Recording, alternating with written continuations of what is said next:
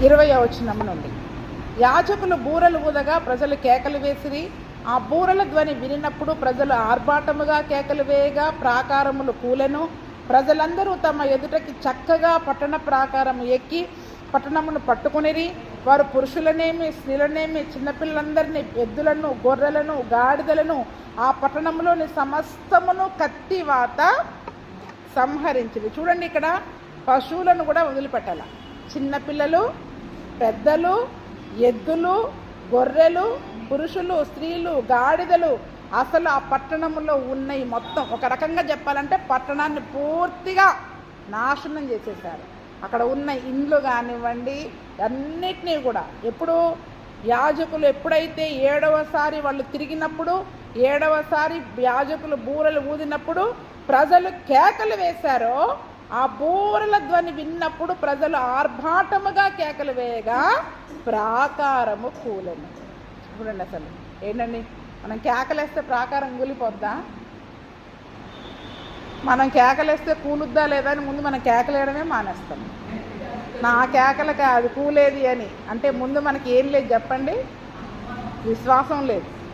హెబ్రీలకు రాసిన పత్రిక 11:30 చదవండి ఒకసారి. విశ్వాసమును బట్టి 7 దినముల వరకు ప్రదక్షిణము చేయబడిన తర్వాత యెరికో గోడలు కూలెను. విశ్వాసమును బట్టి రాహాబను వేశ్య వేగుల వారిని సమాధానముగా చేర్చుకునినందున అవిధేయులతో పాటు విశ్వాసాన్ని బట్టి 7 దినముల వరకు ప్రదక్షిణము చేయబడిన తరువాత యెరికో గోడలు. మనం కేకల వల్ల కూలాయా, ఎట్లా కూలాయా తర్వాత సంగతి.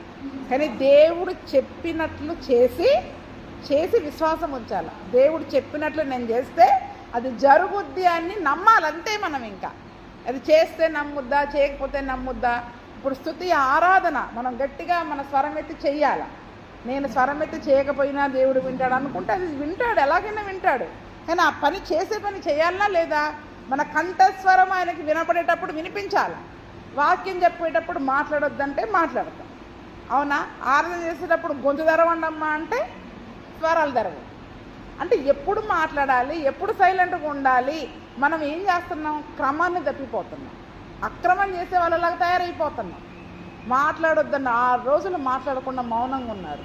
7వ రోజు 7వసారి తిరిగినప్పుడు మీరు ఆర్భాటంగా కేకలు వేయండి అన్నప్పుడు, వాళ్ళు బూరలు ఊదుతూ ఉన్నప్పుడు కేకలు, అమ్మ నా గొంతు ఇంతకు మించి రాదన్న శక్తి కొలది కేకలు వేశారు వాళ్ళు.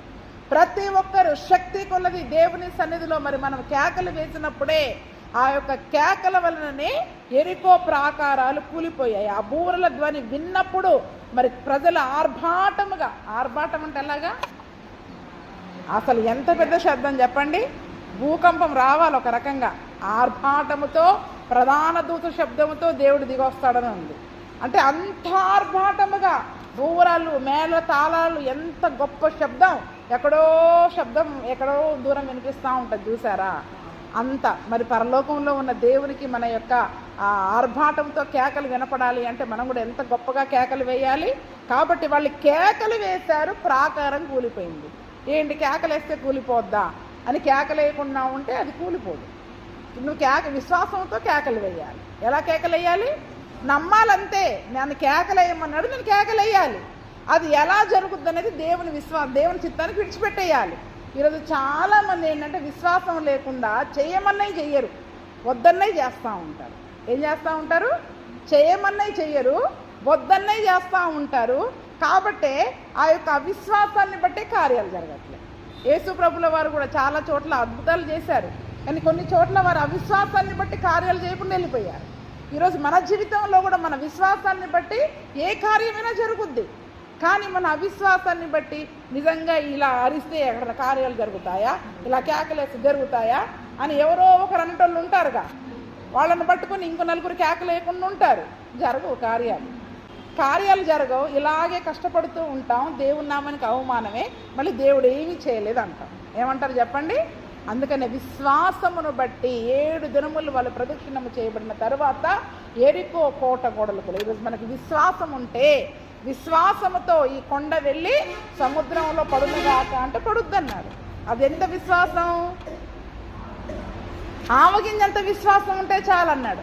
ఈరోజు అదే ఆవగింజంత విశ్వాసముతోటి కేకలు వేసి దేవుని నామమున నువ్వు నిలబడితే నీకు అడ్డంగా నిలబడ్డ నీ సమస్యలు, ఆటంకాలు, ఎరికో కోట గోడలు కూలి నేలమట్టమైపోతాయి. దేవుడి కార్యాలు నమ్మదగినవి, సత్యమైనవి. ఆయన ఊరికే రాయించలే ఇవన్నీ కూడా. కానీ ఈరోజు విచారకరమైన సంగతి ఏంటంటే క్రైస్తవులు ఇటువంటి విశ్వాసాన్ని కలిగి ఉండలేకపోతున్నారు. క్రైస్తవులు ఇటువంటి విశ్వాసాన్ని కలిగి ఉండలేకపోవడం ద్వారా ఇటువంటి కార్యాలు జరగట్లేదు. అప్పుడు జరిగినాయి, ఇప్పుడు ఎందుకు జరగవు చెప్పండి? ఈరోజు దేవుడేమన్నా మార్పు చెందే దేవుడా? దేవుడు నిన్న నేడు నిరంతరము ఏకరీతిగా ఉన్నాడు. ఆయన శక్తిలో కానీ, ప్రభావములో కానీ, ఆయన కార్యాలలో కానీ మార్పు ఉండదు. కానీ ఈరోజు మనం చేసే భక్తిలో మార్పు వస్తుంది. ఆ భక్తి లోపం వల్లనే ఆ యొక్క భక్తి చేస్తున్నాం, కానీ విశ్వాసం కలిగి చేయట్లేదు. ఎంతసేపు మనము ఈ లోకానుసారంగా కంటికి కనబడే దాన్ని బట్టి మాట్లాడుతూ ఉంటాం. అలా జరగదు అని ఇంకా మనం చెప్తూ ఉంటాం. వాక్యం జరుగుద్దని చెప్తే మనం ఏమనుకుంటాం? జరగదని మనం మాట్లాడుతూ ఉంటాం. కానీ అందుకని కేవలం హెబ్రీలకు రాసిన పత్రికలో పౌలు గారు ఏమంటున్నాడు? విశ్వాసమును బట్టే వాళ్ళు 7 రోజులు ప్రదక్షిణం చేసిన తర్వాత ఎరికో కోట గోడలు విశ్వాసాన్ని బట్టే కూలిపోయాయి. ఈరోజు కేవలం వారి విశ్వాసమే. వాళ్ళకి బలం కాదు, వాళ్ళకున్న యుద్ధ నైపుణ్యం కాదు. నేను మొన్న గూగుల్లో ఎరికో గురించి చదివినప్పుడు ఆ గూగుల్లో వాళ్ళు రాసిన మాటలు ఏంటంటే ఎరికో గురించి, అసలు ఎరికో సిటీ ఎట్లా నాశనం అయిపోయింది అంటే వాళ్ళు రాసింది ఏంటంటే ఎరికో చాలా గొప్ప పట్టణము, నిజానికి దాన్ని నాశనం చేయడానికి భూమి మీద ఉన్న ఏ రాజులకి కూడా అటువంటి యుద్ధ నైపుణ్యము కానీ ఏమీ లేవంట. కానీ ఇజ్రాయేలు ఎలా నాశనం చేశారు అంటే ఇజ్రాయేలులకు దేవుడు ఎవరికీ లేని గొప్ప యుద్ధోపకరణాలు వాళ్ళ దగ్గర ఉన్న యుద్ధ సామాగ్రి చాలా గొప్పది. కాబట్టి ఆ యుద్ధ సామాగ్రిని బట్టే దేవుడు వాళ్ళకి ఇచ్చిన యుద్ధ సామాగ్రిని బట్టే ఆ ఎరికో పట్టణాన్ని వాళ్ళు నాశనం చేయగలిగారు. అవి ఎవరికి దొరకవు, వాళ్ళ దేవుడు వాళ్ళకి ఇచ్చాడు అని గూగుల్లో రాశారు వాళ్ళు. నిజమే కదా? మరి ఒక యుద్ధోపకరణాలు ఏంటి చెప్పండి? మన విశ్వాసమే. అందుకనే 2 కొరింథీయులకు రాసిన పత్రిక 10వ అధ్యాయం చదవండి ఒకసారి. మా యుద్ధోపకరణములు శరీర సంబంధమైనవి కావు కానీ దేవుని ఎదుట దుర్గమ్ములను పడద్రోయ జాలినంత. చూడండి, ఇప్పుడు 3వ వచనం కూడా చదవమ్మా. మేము శరీరదారులమై నడుచుకొనుచున్నను. ఇప్పుడు మనం శరీరంలో ఉన్నాం, కానీ మన యుద్ధం ఎలాగా? నోటితో కాదు, నాలుకలతో కాదు మన యుద్ధం. అందుకే శరీర ప్రకారం నడుచుకుంటున్నా శరీర ప్రకారం మనం యుద్ధం చేయట్లా. మన యుద్ధం అంతా కూడా ఆత్మ సంబంధమైన పోరాటం. అందుకనే ఇప్పుడు మన యుద్ధోపకరణాలు ఎటువంటివంట? శరీర సంబంధమైన యుద్ధోపకరణాలు కాదు. మన ధనబలం కాదు, కులబలం కాదు, అధికార బలము కాదు. ఈ లోక సంబంధమైన ఏ బలాన్ని బట్టి మనం యుద్ధం చేయట్లా. చేతిలో కత్తి లేదు, ఏమీ లేదు. ఏంటి చెప్పండి? మా యుద్ధోపకరణాలు శరీర సంబంధమైనవి కాదు, దేవుని ఎదుట దుర్గాలను పడద్రోయ జాలినంత బలమైన యుద్ధోపకరణాలు. మన విశ్వాసమే. ఏంటి చెప్పండి? విశ్వాసమే విజయము. అందుకనే మనం విశ్వాసములో అంతకంతకు పరిపూర్ణం కావాలని పౌలు గారు మాటికి ఎందుకు చెప్తుంటారంటే అటువంటి పరిపూర్ణమైన విశ్వాసములోనికి మనం వచ్చినట్లయితే ఈ లోకంలో దేన్నైనా ఎదిరించగలుగుతాం. ఏది మన ముందు అడ్డు నిలబడలేదు. దేన్నైనా జయించుకుంటూ వెళ్ళిపోతాం. ఇంత బలం ఎలాగొచ్చింది ఈమెకి? ఇంత శక్తి ఎలాగొచ్చింది ఈమెకి? అసలు దేన్నైనా జయించుకుంటూ వెళ్ళిపోతుంది. ఏ సమస్యని లెక్క చేయట్లేదు, ఏ అనారోగ్యాన్ని లెక్క చేయట్లేదు, ఏ పరిస్థితిని లెక్క చేయకుండా ఎలా వెళ్తుంది ఈమె? మన యుద్ధోపకరణాలు శరీర సంబంధమైనవి కాదు, ఆత్మ సంబంధమైన యుద్ధోపకరణాలు. మన ఎదుట పెద్ద దుర్గము, ఎరికో కోటగొడల వంటి దుర్గం ఉన్నా కూడా వాటిని కూడా పడద్రోసుకుంటూ పోయే బలమైనవి కదా. చెప్పానా లేదా? ఒకసారి మీ ఇంట్లోనే చెప్పినట్టు గుర్తు. యుద్ధోపకరణాల గురించి ఆత్మ సంబంధమైన యుద్ధోపకరణాలు, తేజస్ సంబంధమైన యుద్ధోపకరణాలు కొన్ని ఉన్నాయి మనకి. అన్నిట్లో ముఖ్యంగా విశ్వాసము. ఏంటి చెప్పండి? అందులో ఒకటి విశ్వాసము. వాక్యం ఉండాలి, ప్రార్థన ఉండాలి, కానీ అన్నిటికంటే ముఖ్యమైనది ఎందుకంటే విశ్వాసము లేకుండా ప్రార్థన కూడా ఫలించదు. విశ్వాసముతో చేసే ప్రార్థనే ఉపయోగం. కాబట్టి లేకపోతే విశ్వాసం లేకుండా మనం ఎంత ప్రార్థన చేసినా కూడా అది వ్యర్థమైంది. విశ్వాసము లేని క్రియలు మృతమైనవి అని యాకోబు రాస్తూ ఉంటాడు. కాబట్టి ఈరోజు మన అన్నిటికంటే ముందు మనకు ఉండాల్సింది విశ్వాసం. ఆ విశ్వాసము మనలో ఉన్నప్పుడు అది ఎంత పెద్ద ప్రాకారం అన్నా కానివ్వండి, దుర్గం అన్నా కానివ్వండి, ఈ లోకంలో ఎవ్వరు కదిలించలేరు దాన్ని అన్నా పర్వాలేదు. కానీ అది మన విశ్వాసం దాన్ని కదిలించగలుగుతుంది. అది మన విశ్వాసం దాన్ని కదిలించగలుగుతుంది. కాబట్టి అటువంటి విశ్వాసాన్ని ఈరోజు మనం కలిగి ఉండాలి. ఆ విశ్వాసాన్ని నేడు మన సంఘం కలిగి ఉంటే ఈ లోకములో మన జీవితాలను చూసి ఏంటమ్మా ఇంత పెద్ద సమస్య ఎలా జయించగలిగావు నువ్వు అని మన చుట్టూ ఉన్న వాళ్ళు మన జీవితాలను చూసి తెలుసుకోగలగాలి. ఈరోజు మనకే విశ్వాసం లేకుండా, సమస్యలను జయించలేకుండా, పోరాడే శక్తి లేకుండా బలహీనమైపోతుంటే యేసు ప్రభు దగ్గర ఏ శక్తి లేదు, ఆయన ఈ కోట గోడలను కూలగొట్టలేడు అనుకొని ఎవరైనా రాగలుగుతారా? అలాగే ఉంటారు. కానీ మనం పడద్రోసినప్పుడే మన విశ్వాసాన్ని బట్టి అనేకులు, మన ఆసక్తిని బట్టి, విశ్వాసాన్ని బట్టి అనేకులు దేవుని దగ్గరికి రావడానికి మనము కారకులం అవుతాం. కాబట్టి నా జీవితం ద్వారా ఇటువంటి కార్యాలు జరిగించమని మనల్ని మనం దేవునికి అప్పగించుకోవాలి. చూడండి, అందరి జీవితాల్లో ఇవి రావు, కొద్దిమంది జీవితాల్లో ఎదురవుతాయి. ఎదురైనప్పుడు మనకేమనిపిస్తుంది? అందరూ బాగున్నారు, నా జీవితంలోనే ఇన్ని సమస్యలు, ఇన్ని కష్టాలు, ఇన్ని పోరాటాలు అనుకుంటామా లేదా? కానీ మన జీవితం ద్వారా దేవుని నామానికి ఎక్కువ మహిమను తీసుకురావాలనుకుంటున్నాడేమో. మన జీవితం ద్వారా ఎన్ని అద్భుతాలు జరిగితే, ఎన్ని కార్యాలు జరిగితే నిజంగా ఇటువంటి సమస్యల గుండా కూడా దేవుడు వీరిని విడిపించగలడా అని దేవుని నామానికి మహిమ వస్తుందా రాదా? కాబట్టి ఈరోజు అటువంటి సమస్యలు మన జీవితంలో ఎదురైనప్పుడు దేవుడు నా ద్వారా దేవుని నామానికి మహిమ తెచ్చుకుంటున్నాడు అనుకొని మనం సంతోషపడాలి. అందుకనే శ్రమల యందు అతిశయపడమంటాడా లేదా? శ్రమల యందు సంతోషించమంటాడా లేదా? కనీసం ఆ లాజరు చనిపోవడం ద్వారా దేవుని నామానికి మహిమ వచ్చిందా లేదా? తిరిగి లేపడం ద్వారా. అటువంటి పరిస్థితులు ఈరోజు మన జీవితంలో ఎదురైనప్పుడు, అయ్యా నా పరిస్థితి ఇలాగుంది, నా ద్వారా నీ నామానికి మహిమ తెచ్చుకో, ఏదైనా ఒక గొప్ప కార్యం చేయి, అసాధ్యమైంది చేయి. ఎరికో కోట గోడలను ఏ రకంగా విశ్వాసంతో మరి ఆ రోజు కూల్చారో అటువంటి విశ్వాసంతో నేను కూడా ఈ సమస్యను, నా ఎదుట ఉన్న ఈ దుర్గాన్ని పడద్రోసే బలాన్ని నాకు ఇవ్వు అని ఈరోజు మనం దేవుణ్ణి అడిగేవారముగా మరి మనము ఉండాలి. అంతేకాకుండా మరి ఆ పట్టణంలోనికి వెళ్ళిన తర్వాత వాళ్ళన్నింటినీ కూడా సంహరించేశారు. యెహోషువ చెప్తూ ఉన్నాడు, మీరు ఆ వేశ్య ఇంటికి వెళ్ళి మీరు ఆమెతో ప్రమాణము చేసినట్లు ఆమెకు కలిగిన వారందరినీ ఆమెకు తోడుకొని రమ్మని దేశమును వేగు చూసిన 2 మనుషులతోటి చెప్పారు. ఎందుకంటే ఆ వేగు చూసిన వాళ్ళకి తెలుసు కదా ఆమె ఇల్లేంటో, ఆమె ఎవరో కూడా.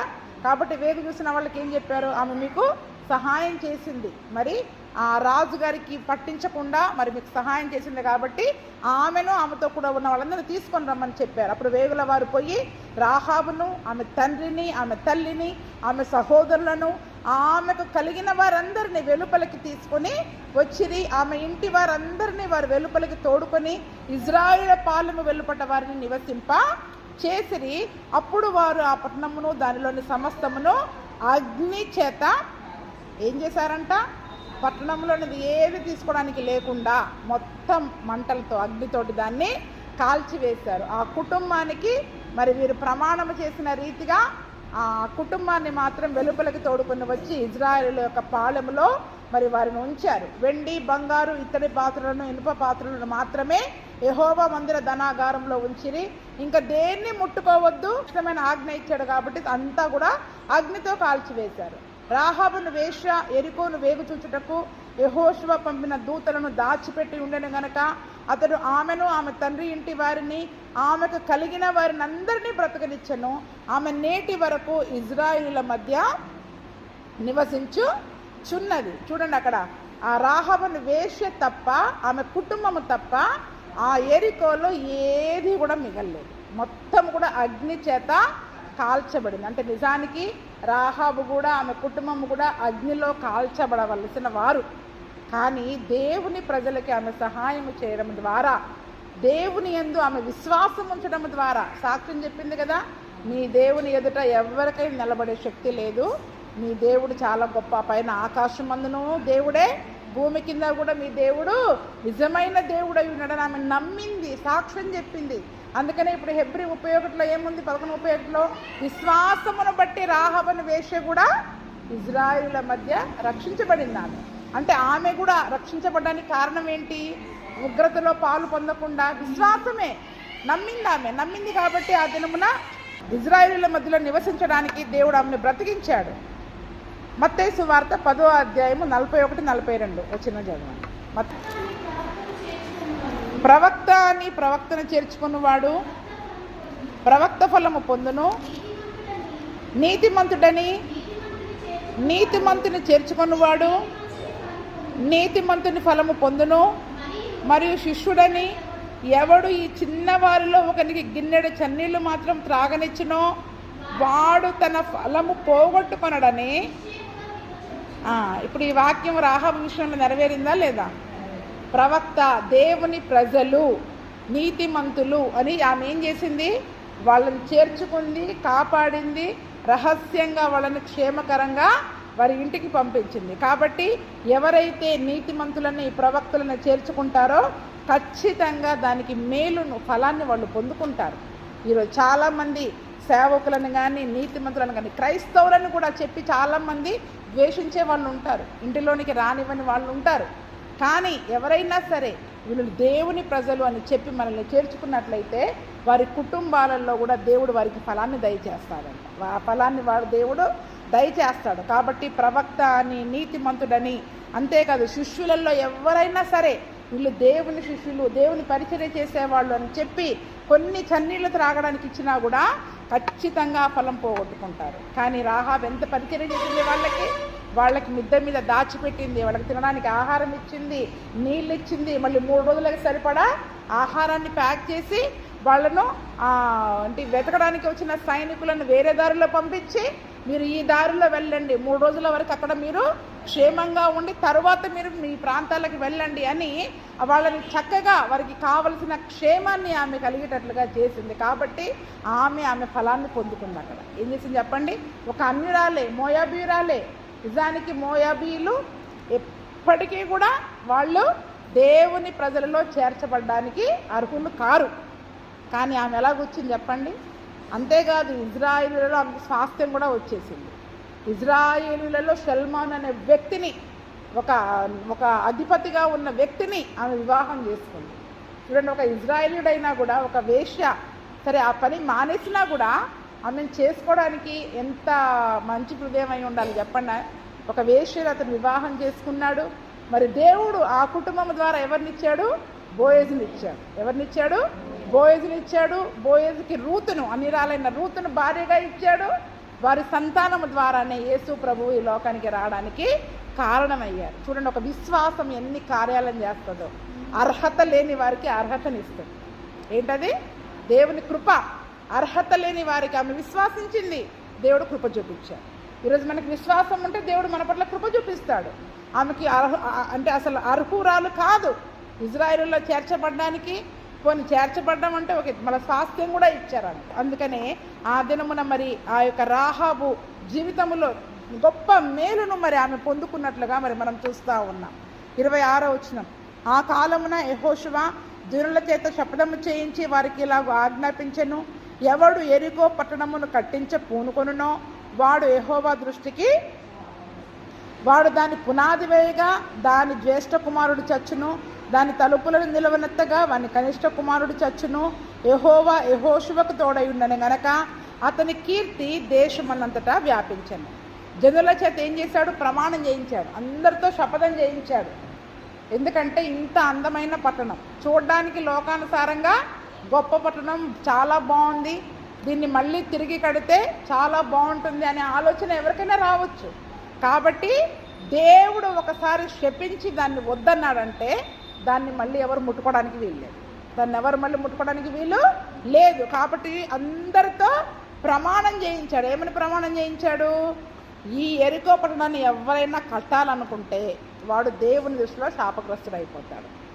ఎవడైనా దీన్ని పునాది వేయాలనుకుంటే వాడి పెద్ద కొడుకు చచ్చిపోతాడు. ఎవడైనా దీన్ని తలుపులు నిలబెట్టాలనుకుంటే వాడి చిన్న కుమారుడు చచ్చిపోతాడు. అంటే వారి కుటుంబం మీదకి కీడే వస్తుంది, కానీ ఎటువంటి మేలు రాదు. ఎందుకంటే ఇది దేవుడు శపించిన స్థలము. దేవుడు శపించిన దానిని మళ్ళా బాగు చేయడానికి మనుషులు మనం ప్రయత్నం చేయడానికి వీలు లేదు. చూడండి, అందుకనే లోకంలో ఉన్న శాపగ్రస్తమైనవి మనము తెచ్చి వాటిని ఏదో బాగు చేయాలనుకుంటే అది దేవుని చిత్తం కాదు. అందుకనే ఆ దినమున ఖచ్చితంగా, ఎందుకంటే రేపు వాళ్ళ రాబోయే సంతానాలలో ఎవరికి తెలియకపోవచ్చు, తెలియకుండా ఎవరైనా మళ్ళీ ఈ పణాన్ని కట్టించకపోతే వాళ్ళ కీడే వస్తుంది. కాబట్టి అందరితో శపథం చేయించాడు. అది వాళ్ళ వాళ్ళ వాళ్ళ పిల్లల పిల్లల పిల్లల పిల్లలకు కూడా వాళ్ళు ఏం చేయాలి చెప్పండి, తెలియచేయాలి. ఆ పట్టణం జోలికి ఎవరు పోవద్దు, దాన్ని మళ్ళీ ఎవరు కనడానికి వీలు లేదు. అయితే అంత ఆజ్ఞాపించినా కూడా మొదటి రాజుల గ్రంథము 16వ అధ్యాయం 34వ వచనంలో చదవండి. అక్కడ ఒక వ్యక్తి ఆ పట్టణాన్ని కట్టించడానికి మొదలు పెడతాడంట. మొదలు పెట్టినప్పుడు ఏం జరిగిందో చూడండి. అతని దినములలో బేతెలీయుడైన హీయేలు యెరికో పట్టణమును కట్టించెను. అతడు దాని పునాది వేయగా అబీరాము అనే అతని జ్యేష్ఠపుత్రుడు చనిపోయెను. దాని గౌనులను ఎత్తగా సెగూబు అని అతని కనిష్ట పుత్రుడు చనిపోయెను. ఇది నూను కుమారుడైన యెహోషువ ద్వారా యెహోవా సెలవిచ్చిన మాట చొప్పున ఏ కాలంలో అంటే ఆహాబు కాలంలో. 33వ వచనంలో చూడండి. ఆహాబు కాలంలో. ఏ కాలం అది? ఆహాబు ఇజ్రాయేలులకు రాజుగా ఉన్న కాలములో. మరి తెలిసి చేశాడో తెలియక చేశాడో తెలియదు, కానీ ఎవరంటే అతను బేతేలీయుడైన హీయేలు యెరికో పట్టణాన్ని కట్టించడానికి పూనుకున్నప్పుడు అతని పెద్ద కుమారుడు పేరు కూడా రాశారు. అక్కడ రాశారా లేదా? పేరు కూడా రాశారు. హీయేలు పట్టణాన్ని కట్టించినప్పుడు, పునాది వేసినప్పుడు అబీరామ్ అనే పెద్ద కుమారుడు చనిపోయాడు. ఆ గవనులను ఎత్తగా సెగూబు అనే చిన్న కుమారుడు, అంటే యెహోషువ ద్వారా సెలవిచ్చిన మాట నెరవేరినట్లు జరిగింది. అంటే ఆ దేవుడు ఒకసారి ఇది శాపగ్రస్తమైంది, అది చెయ్యొద్దు అంటే ఎప్పటికీ మనం చేయకూడదు. అవసరం కదా, తప్పదు కదా. ఈరోజు కొన్ని పనులని మనం దేవుడు అది వద్దని చెప్పినా మళ్ళీ మళ్ళీ మనం చేస్తూ ఉంటాం. ఇది పట్టణం విషయం కాదు. కొన్ని పనులు దేవుడు వద్దన్నాడు, చేయొద్దన్నాడు, అంతే. ఆజ్ఞే. ఈ పని చేయొద్దు అన్నప్పుడు తప్పదు కదా అని మనం చేయడం ద్వారా ఇప్పుడు ఏం తెచ్చుకుంటున్నాం? మనం కీడు తెచ్చుకుంటున్నామా లేదా? శాపాన్ని తెచ్చుకుంటున్నామా లేదా? మళ్ళీ మనం ఏమనుకుంటాం? ఇంత భక్తి చేస్తున్నాం, దేవుడు ఎందుకు మేలు చేయట్లేదు? వద్దన్న పని చేశాము అన్నది మాత్రం ఒప్పుకోం. మనం వద్దన్నది చేశామని మాత్రం మనం ఒప్పుకోం. ఎందుకంటే అది మన దృష్టికి న్యాయంగా కనపడుతుంది. అది మన దృష్టికి న్యాయంగా కనపడుతుంది. కాబట్టి చూడండి, ఆజ్ఞ ఏదైనా సరే వద్దు, దేవుడు నో చెప్పినప్పుడు నో, అంతే. ఇంక అదే నీ మాట అవునంటే అవును, కాదంటే కాదు. ఆయన మాట నమ్మి గుడ్డిగా విశ్వాసంతో మనం వెళ్ళిపోవాలి. దాన్ని మనం చేయగలుగుతామా, చేయలేమా, మన శక్తి సామర్థ్యాల వైపు మనం చూసుకోవద్దు, మన బలం వైపు మనం చూసుకోవద్దు. దేవుని బాహుబలం పైన ఆధారపడాలి. ఎవరిపైన ఆధారపడాలా? దేవుని బాహుబలం పైన, దేవుని శక్తి పైన మనం ఆధారపడి నమ్మాలంతే. అమ్మో ఇది నా వల్ల కాదు, నేను నీ వల్ల కాదు, నా వల్ల కాదు, దేవుని వలన అవుతుంది, మనం నమ్మిన దేవుని వలన అవుతుంది అని విశ్వాసముతోటి మనం ఆ పనిని ప్రారంభిస్తే దేవుడు చేస్తాడు కార్యం. మనం చెయ్యం. అది దేవుడు చేయడానికి మన విశ్వాసమే ముందడుగుతో మనం ప్రయాణం చేయాలి. ఏదైనా వద్దు అని చెప్పినప్పుడు ఆ పనిని మనం చేయకుండా ఆపాలి, అంతే. వాక్యంలో చాలా విషయాలలో వద్దు వద్దు వద్దు అని చెప్తున్నాం. అవే వాక్యం నేను చెప్తా ఉన్నాం, కానీ మనం చాలామంది జీవితాలలో అవే చేస్తూ ఉన్నారు. అవి చేయడం ద్వారా మరి సమస్యలు వస్తున్నాయా, రావట్లేదా? ఆ రోజులాగా మరణం వెంటనే రాదు, కృప చూపిస్తున్నాడు దేవుడు. కానీ దానికి తగిన శిక్ష అయితే ఏదో రకంగా మనం పొందుకుంటా ఉన్నాం. కాబట్టి చూడండి, ఈరోజు మనం ఆయన వాక్యమును ఉన్నది ఉన్నట్టుగా చెప్పింది చెప్పుకుంటా మనం చేసుకుంటూ వెళ్ళిపోవాలి. మన అనుకూలతల కొరకు, మన అవసరతల కొరకు, మన సర్దుబాట్ల కొరకు వాక్యాన్ని మనం సర్దుకోవడానికి వీల్లేదు. వాక్యాన్ని మనకు అనుకూలంగా మార్చుకోవడానికి వీల్లేదు. వాక్యంలో ఉన్నది ఉన్నట్టు మనం చేయాల్సింది. ఈరోజు చాలామంది మన అనుకూలత కొరకు వాక్యాన్ని మార్పులు చేసుకున్నట్లయితే ఎటువంటి కార్యాలు మన జీవితంలో జరగవు. ఆ దినమున మరి వాళ్ళు 7 దినములు ఆ యొక్క యెరికో ప్రాకారం చుట్టూ తిరిగి, మరి 7వ దినమున 7 సార్లు తిరిగి గొప్ప ఆర్భాటంతో మరి వారు కేకలు వేసినప్పుడు ఆ యొక్క ప్రాకారములు ఏ రీతిగా అయితే కూలిపోయాయో, కేవలం విశ్వాసమును బట్టే వాళ్ళు యెరికో కోట గోడలు కూల్చారని రాయబడింది. కాబట్టి అటువంటి విశ్వాసము ఈరోజు మనం అందరము కూడా కలిగి మన జీవితంలో అటువంటి గొప్ప అనుభవాల గుండా దేవుడు మనల్ని తీసుకువెళ్ళడానికి, అయ్యా నన్ను వాడుకో, నిలబెట్టుకో అని ప్రార్థించే కృపను ప్రభువైన యేసుక్రీస్తు మనకందరికీ దయచేయునుగాక. ఆమేన్.